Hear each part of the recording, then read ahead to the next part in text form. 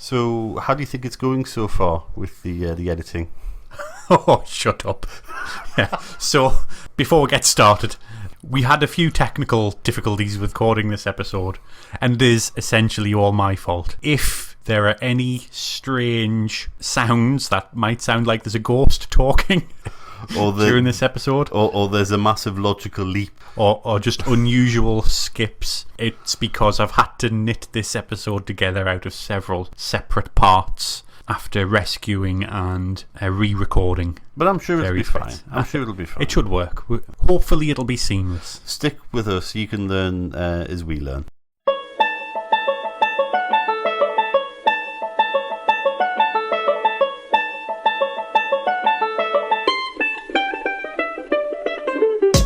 Hello, my name's David, and this is Old News. Hello, and I'm Russell, and I'm the other half of Old News. I seem to be more excited about it the way I said hello. Yeah, so how do you think it went the first time? Well, I had fun. We've had good feedback. People think we went too long. Yeah, so this is why we're trying a single topic episode this time around. Yes, we're looking at a 30-minute-ish type thing. One of the things we got good feedback on was people like our banter. Top bants. Top bants with a Z. Oh dear, yeah. Do you think that the word banter has gone from something that people just used to engage in and that was fine, and now it has a slightly unpleasant connotation of being, it must therefore be sexist, it must therefore be slightly racist.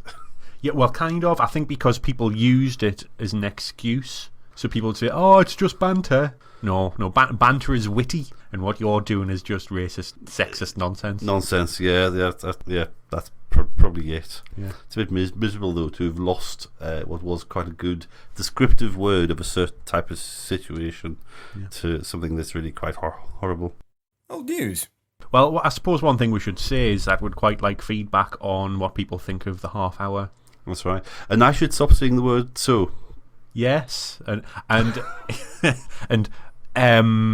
which is a very quite northeastern thing, I think. Is M a northeastern thing? I think it might be. You don't hear other people saying M. Does everybody else say or R? Yeah. Pirates and Southwesterners. Well, isn't that more R?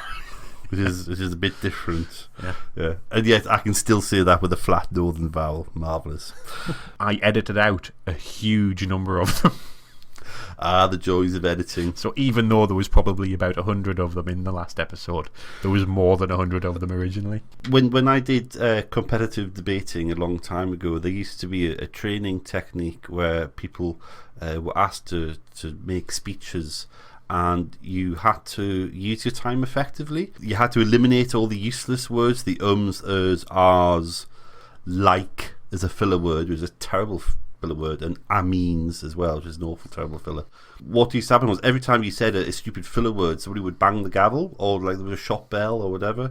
The more you did that, the more rubbish filler words you used, the more the shop bell would ring, and you'd just think, I hate this, I hate life. Because when you actually listen back to stuff, you find that it's just full of terrible rubbish, and we're all used to sort of hearing professionals on radio who are trained to do this every day, and we're having to eliminate all this bollocks.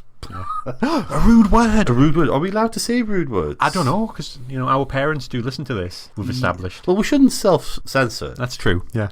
But then again, do we get thrown off the hosting if we say rude words? No, well, we're allowed to mark ourselves as either clean, not clean, unclean. Unclean, right? A bit dirty, grubby, in need of spiritual cleansing. Yeah. Yeah, there's, at least on Apple, there's sort of 3 levels. You can have an E for explicit, right. You can have a OK, and there's a, well, like happy, shiny people. Well, okay, so I feel very strongly about the issue at hand for this episode, so we might end up becoming slightly PG. All right. A little bit short circuit. Well, that shows our age at making. I know. When I think references.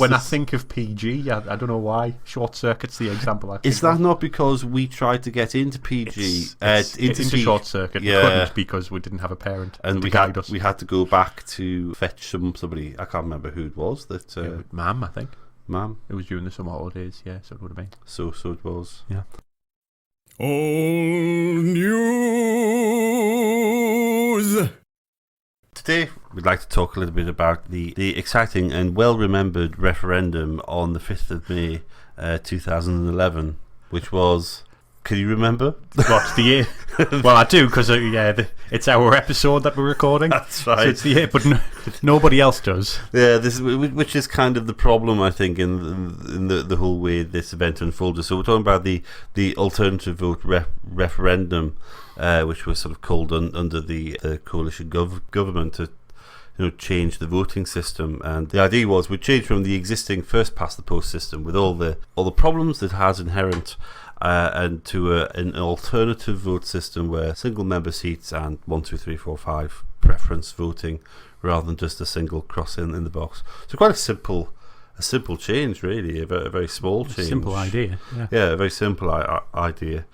But the fact that, like many people we've talked to about this, a lot of people have forgotten all about it. Yeah, that's right. Forgotten all about it, and I think that says something to like the way the outcome came. So we had 32% said yes, 68% said no, and on like a massive turnout of 42%, which is just. And that was only that good because it was the day of local elections in a large part of the country. Yeah, that's right, and I think the politics of those local elections coloured things as well, because like, well, let's bash whoever we don't like by voting no. So it was like just sort of terribly disappointing for something that could have been like really quite. Well, it was an important issue which could have changed things, the way we do business in a big way, and changed the makeup of the politics. So I've just always been terribly disappointed by the whole affair, and I thought it would be nice to revisit it, because it's a debate which is now has gone off the agenda, but is still important. There's still lots of people who feel as though they don't have a voice, and this is still like, or proportional representation of some type is a good solution for that. Yeah, and particularly I'm thinking like people like UKIP voters who are much more important now than they were then. There's 15% of people or UKIP voters, 10 to 15%. Who just don't have any kind of real voice at all. They have one MP despite having sort of gained millions upon millions of votes, which is just sort of craziness. And in lots of places, a referendum would have had some sort of threshold. Like a 50% threshold of voters, and we didn't even achieve that.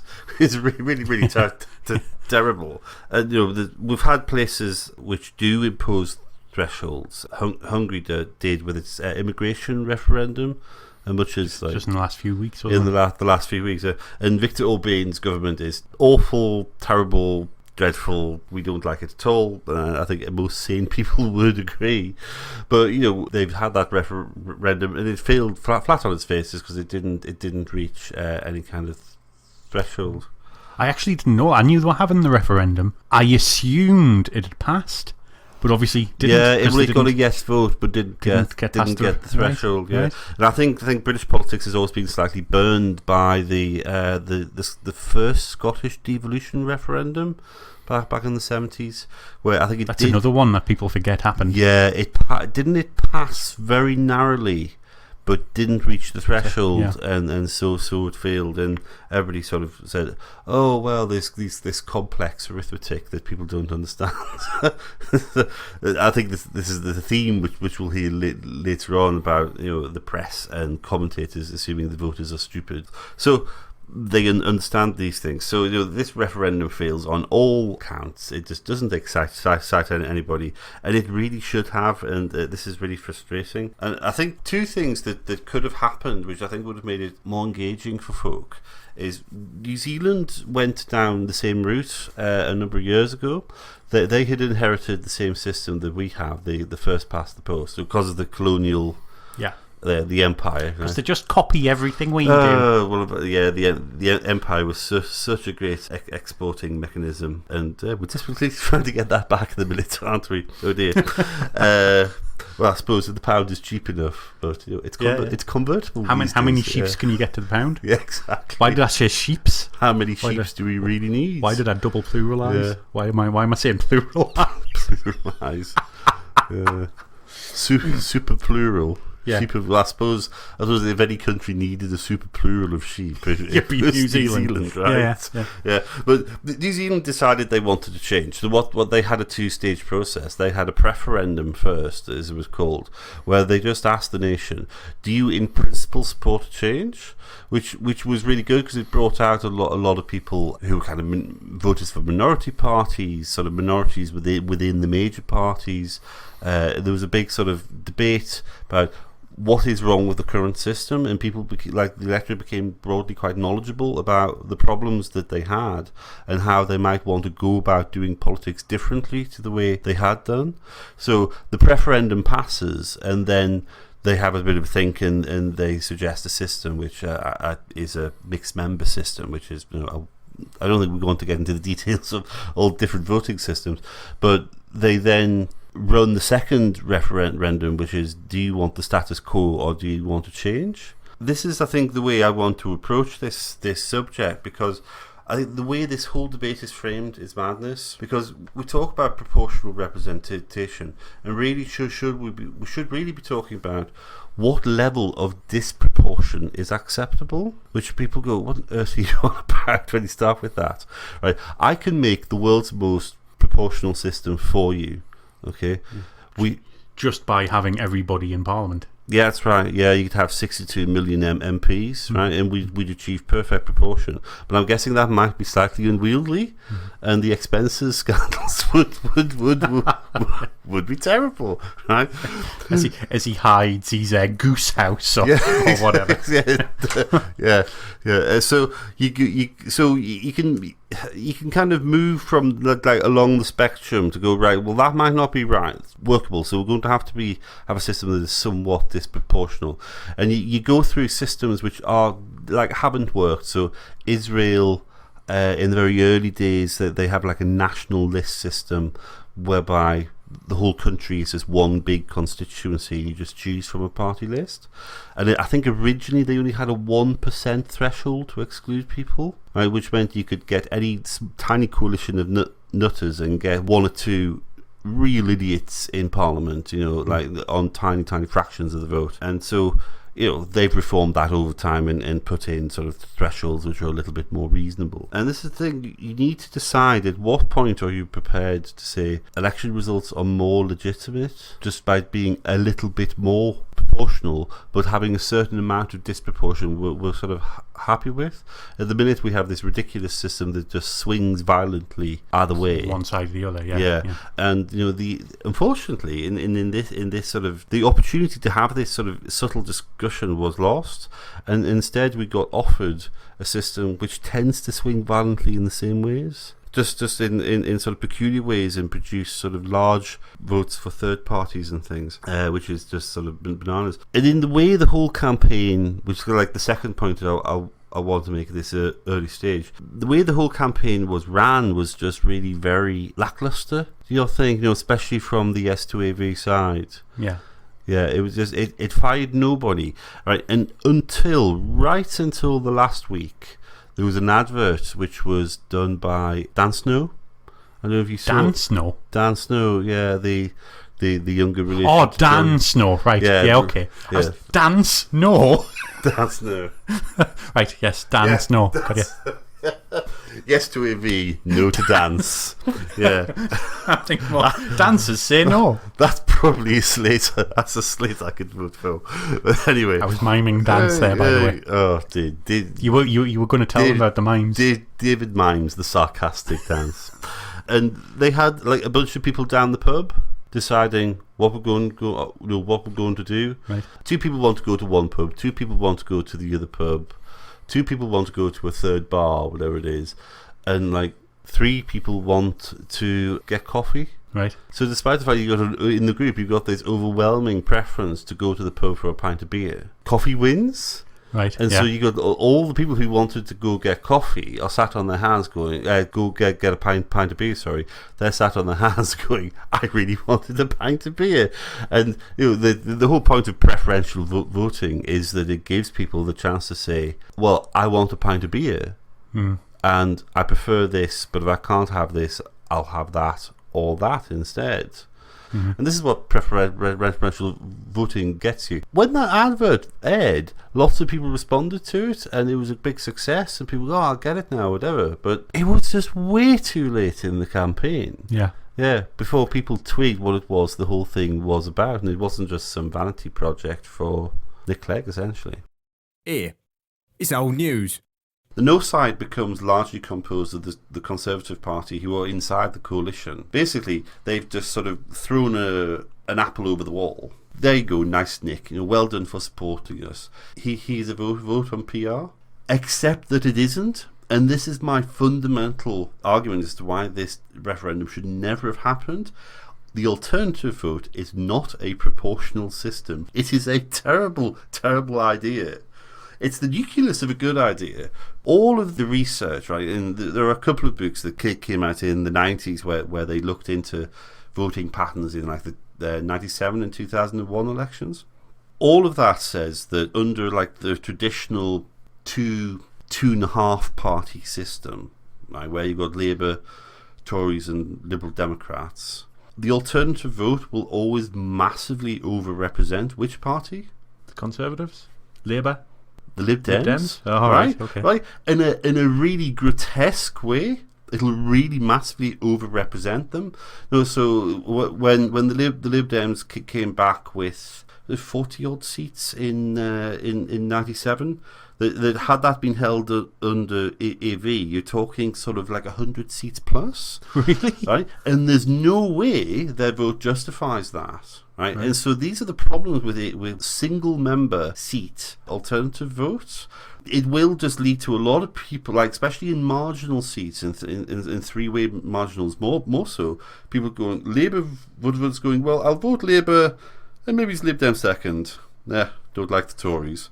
And Tories going, well, okay, I'll vote Tory and maybe Lib Dem second, and neither establishing a lead in the first round. And so when you come to the second round of elimination, Lib Dems win, right, on like a third of the votes. And so this idea that you would go from a terrible system under first past the post where small swings can produce dramatically different results, especially in marginal seats, is totally unfair. Going to another system that produces another kind of that same effect. Okay, so it's different in concept, but like in result, it just ends up with grotesque distortions of the vote. So if you're Nick Clegg and you're leading a party that is in favour of proportional representation, this is why it shouldn't happen. Right? It's utter nonsense. I get so annoyed. I get so angry at this. So to get back onto the substance of the debate, so you've got like the Yes to AV campaign, which is supposedly supported by Labour, and I think Labour are a little bit of the villains of the piece here, really, in that they supported it officially, but provided virtually nil support to the campaign in terms of publicity. That's because for a long, long time, PR has been a minority interest within the Labour Party. The big advocate for it for many years was Robin Cook, and he was very strongly in favour of PR. But after his death, the prominence of that PR campaign within Labour gradually diminished over time. And the need for PR was totally out of the window because we'd had the big win in 97. Yeah. So politically, that's where they're coming from. So you've got like the main people who do support it become like a minority of Labour who don't show up to help. You've got the Lib Dems who are generally hated by this point. But then you've got people like the Green Party, UKIP. UKIP are very strong supporters of PR and have been for a long time because the existing system is squeezing them out. Yeah. And the only reason why they've prospered in European elections is because it's proportional. Because of a proportional system, yeah. So you've got this awful proposal of AV and all of its problems. There was a very good report done by Lord Jenkins. He chairs a commission with respect to changing the voting system.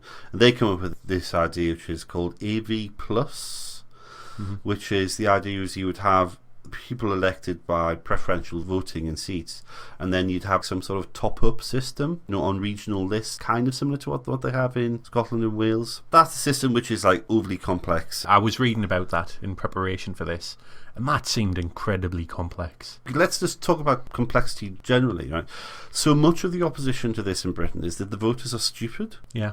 And that really knocks me about this debate generally, if you look at it in the long run, is that the opposition is always, the voters don't understand. And yet I look at all the other countries that have different PR systems, and they seem to get on just fine, right? I think complexity is really not an argument, but AV Plus is such a bizarre hybrid whereby most places where you have like what's called additional members, you would just elect them on like a first past the post basis, the way that we do, and then you have like a list which you would top up the seats to make it proportional. And the problem is with all of those systems, mixed member systems or mixed member proportional or whatever, or AV pluses was proposed by the Jenkins Commission.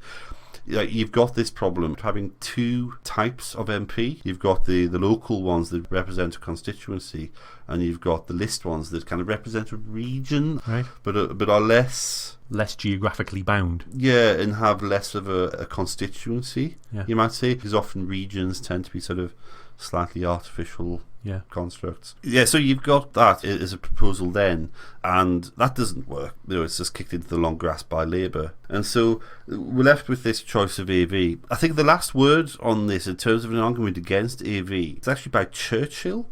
And Churchill said it gives a second bite of the cherry to the least worthy votes for the least worthy candidates. Because if you've just got a single member and you've got one set of preferences, you're going to take all the votes for the loony party, or the communist, or the neo-Nazi, and you're going to take those votes from the bottom and redistribute them. And these are voters who are like very much on the margins, and broadly speaking, in liberal democracies, we should be aiming to be broadly representative, but we should be taking voters who are so far away on the margins and going, you're excluded, right? Your voice is not loud enough to have an effect. And it's only... That's a bit controversial. Well, I can see why you're saying it, but it's a bit controversial. It is controversial, but isn't that the whole point of democratic systems? Should be systems that allow for change in kind of broad ways. But people who stand on the fringes, we're not silencing them. We're not saying you can't stand candidates, you can't stand on platforms and say things in public. You're allowed to stand on the street corner and say the most absurd things if you so wish. Straight bananas or whatever. Ooh, there'll be letters. You can do that, but post the vote, the moment that poll closes, I think it's legitimate for us to say you have failed to build any sort of coalition that supports you. So if you've only got 50 votes out of 50,000, that's a group where we can say, why are we letting you have such a big say? This is what AV does, and this is why I think it's fundamentally a bad system, is that those voters get listened to, well, they don't get listened to first, but they get listened to second. Yeah. And then potentially third, fourth and fifth. And you've got a lot of voters that are voting for second place and third place candidates that aren't being listened to. When you go to an AV system but for like multiple member seats, and you can do more interesting things, so you don't have wasted votes at the top. We live in a very heavily Labour area, right? Yeah. Fair enough, right? So what tends to happen in these areas is there are literally thousands upon thousands of people that come up and vote Labour, and they needn't bother, because once you've won by even a single vote, this is just surplus votes on top. Who cares? And if the strength of feeling is so large, that should be reflected in the system. And this is why it frustrates me that the Lib Dems and the coalition were willing to go along with this pretense of AV where really they were the party that stood to benefit under EV and claiming it's proportional when it isn't, and it's kind of partisan to do so. Yeah. Whereas under systems that the Lib Dems actually want, which is systems like the single transferable vote, these are much, much fairer systems. You can take surplus votes and redistribute them, and when you have large majorities can then be evened out and say, right, we've elected one Labour, we're going to elect a second Labour person and possibly a third. In somewhere like County Durham, yeah, if you had to have County Durham was all one thing, like a big seat would say 6 members, you might go Labour first and then a second Labour person, then a third Labour person, even a fourth Labour person.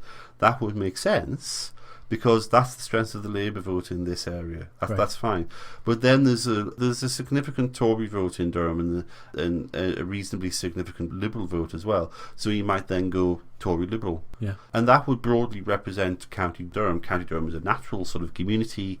Everybody within County Durham sort of identifies as being from County Durham. Except those in Barnard Castle. Really? A lot of them would like to be in Yorkshire, because Barnard Castle used to be in Yorkshire. Yorkshire, right. Yeah.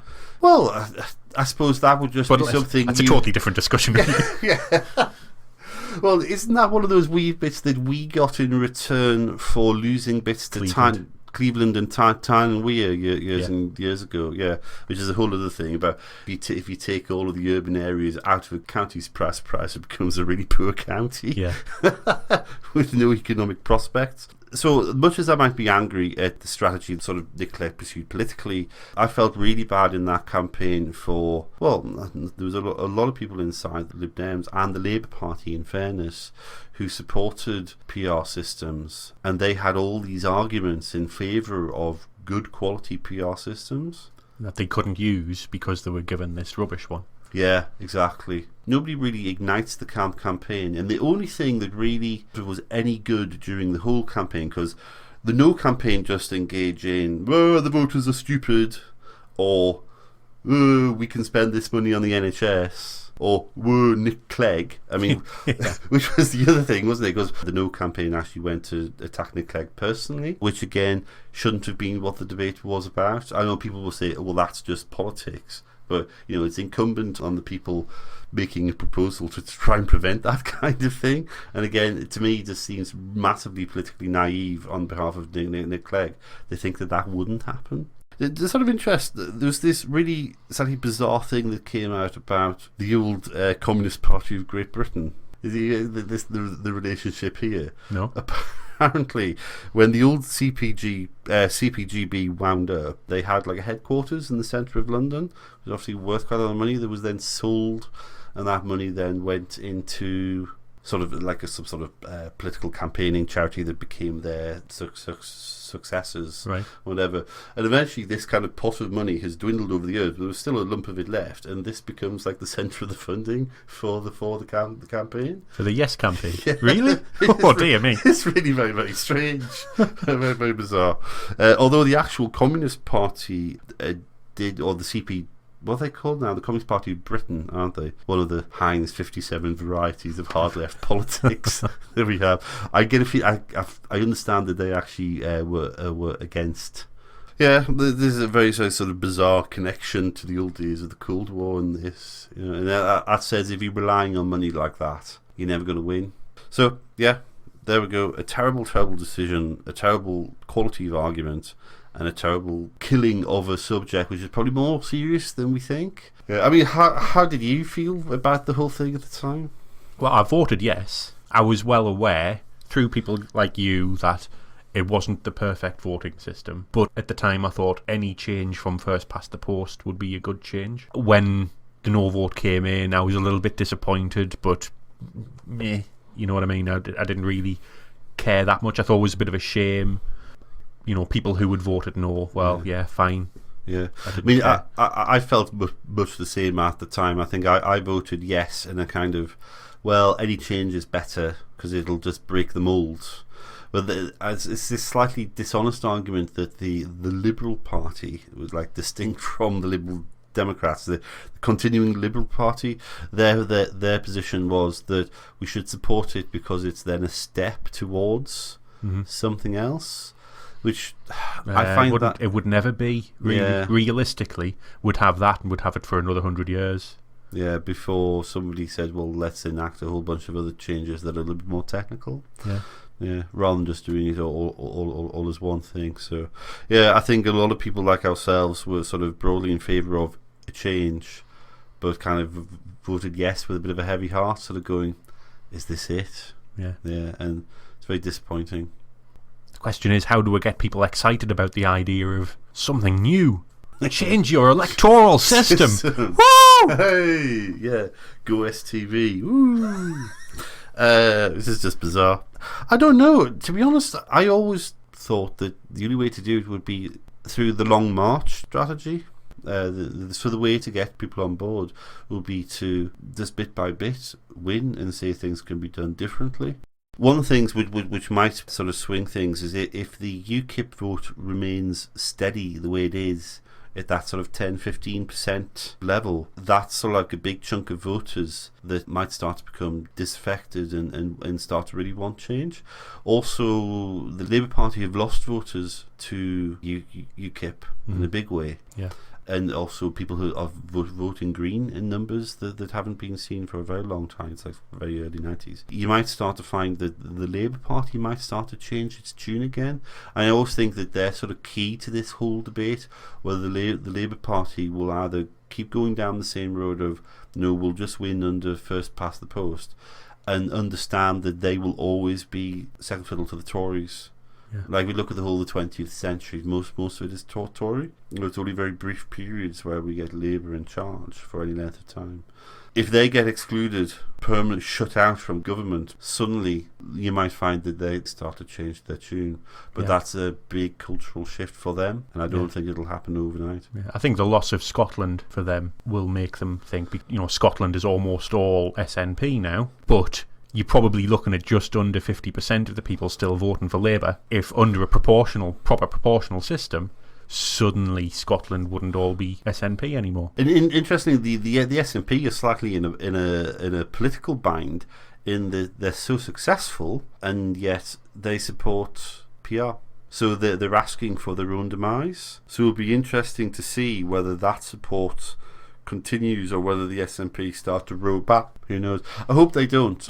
Doesn't this really expose really badly the partisanship of doing what's best for the party rather than what's best for the country? It really badly exposes that frame of mind. Yeah. That we can sit and say, well, the SNP supports proportional representation at the moment, but they might change their mind when they realise that it wouldn't be good for them. That's a pretty damning indictment of politics. Well, politics is partisan. Well, it is. But it really does show up badly when the self-interest comes in. We all know what happens, but this is a really good example of, well, this would hurt my party, so I'm not going to do it. We're kind of predicting the future, aren't we? Oh, yeah. We can't see which way they're going to blow. At the moment, they're still in favour. But we can sit here and say, well, the Labour Party might go this way because of that. The SNP might go that way. Yeah. The Lib Dems kind of accepted AV, partly because of partisan reasons. They would have done really well under it, which I didn't realise. That was new information to me. I didn't know that. Yeah, and I always thought that it was a very easy political argument to make for the No campaign, and they didn't. If I was in the No campaign, that would be the first argument I would make. I would stand on the street corners and go, the only party that'll benefit here is the Lib Dems. It's a Lib Dem idea. I think that's fatal. It's fatal because it just looks self-interested and partisan. Old news. Are we drawing to a close there? I think so. Yeah. I think our half hour has turned into a 45 minutes so far. Oh, well, there's plenty we can cut out that didn't work. Yeah. We would like feedback on everything. Audience interaction. Would be good. Yeah. That also goes back to if people have things to say about the previous episode on North Korea and on the Columbia disaster. That's right. Yeah, so if you'd like to get in touch, first of all, you can go to our website, which is www.oldnews.podbean.com. And we're also available on email at oldnewspod@gmail.com. You can go to our Facebook page, just search for Old News Podcast.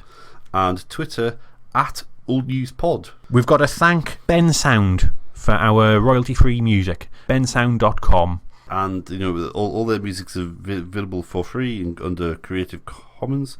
And also thank you to Peter Kitson, who's our voiceover man and the voice of old news. But he says it so much better than I do. Yeah. I desperately want to say good night. Good night. But I shouldn't, because it's not actually night now. Good night and good luck, or like, should we just steal somebody else's line? Yeah. Just terrible. Don't know whose, though. Yeah. So thanks for listening. Thank you for listening. I've been Russell. And I still am David. I don't know who he's become. Bye-bye. Good night. Oh, goodbye.